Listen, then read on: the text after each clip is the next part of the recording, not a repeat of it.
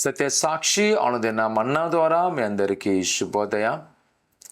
నేటి యొక్క ఉదయకాలము 2 ఆరాధనలు ఉదయం 6 గంటలకు అలాగే 9 గంటలకు ప్రతి వారు సకాలములో పాల్గొవలసిందిగా కోరుకుంటున్నారు.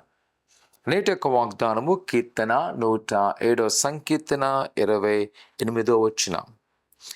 ఆయన వారి ఆపదల నుండి వారిని విడిపించును.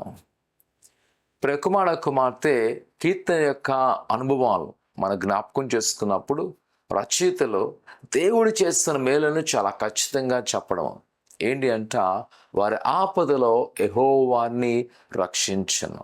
నిజమే, మనం ఇజ్రాయేల్ యొక్క చరిత్రను చూసినట్లయితే కొంతమంది భక్తులు, ముఖ్యంగా రాజైన దావీదు గారి యొక్క జీవనాన్ని చూస్తే ఎన్నిసార్లు ప్రభువు రక్షించడం, ఆపదల నుంచి, రాజైన సౌలు చేతుల నుంచి, ఫిలిస్తీన్ల చేతుల నుంచి, తన కాదనుకున్న ప్రజలు అనేక మంది తనను చంపాలని చూస్తున్నారు. కానీ యెహోవా అంట ప్రతి ఆపద నుంచి రక్షించే దేవుడు. అందుకే దేవుని వాక్కు ఉంటుంది, ఆయన కునుకడు నిద్రపోవడం, ఎల్లప్పుడూ కాపలు కాసే దేవుడు నా ప్రసంగమా.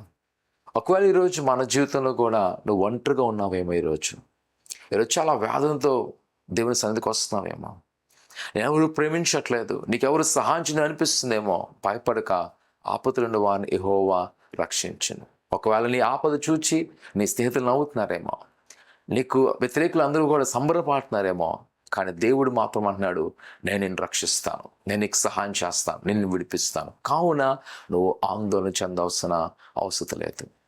దేవుని యొక్క వాక్యం మనం ఎలా బలపరుస్తుందంటే, శ్రమ ఉంది కానీ భయపడవసలేదు, ఆపద ఉంది కానీ దిగులు చెందవసలేదు. ఎందుకంటే ఆయన నిన్ను సకాలంలో రక్షించే దేవుడు, ఆయనకు సహాయం చేసే దేవుడు, ఆయనను బలపరిచే దేవుడు. ప్రార్థన చేసుకుందాం. పరిశుద్ధుడా ఘనమైన దేవానికి కొన్నాళ్ళు తండ్రి, నీ బిడ్డను జ్ఞాపకం చేసుకోండి, నీకు పాక్షమలతో నింపి బలపరచండి. నీ సందులో ఏదైతే అడుగుతున్నారో వాటిని నెరవేర్చమంటున్నాను దేవానికి కొన్నాళ్ళు. మరి ముఖ్యంగా ప్రభా, వారి ఆపదలో శ్రమ కులుముల నుంచి మీరు రక్షించి ఆయన ఉన్నవాడు అనువాడు నిరూపించుకోమని, మరి ముఖ్యంగా తండ్రి ఏదైతే అడుగుతానికి వచ్చి నీ సన్నిధిలో మొర పెడుతున్నారో ఆ మన ఆలకించి సమాధానం దయచేయమని అడుగుతున్నాం తండ్రి. ఆమేన్. ప్రభునందు నమ్మకండి, ఆయన పట్ల గొప్ప కార్యం చేయను గాక. ఆమేన్.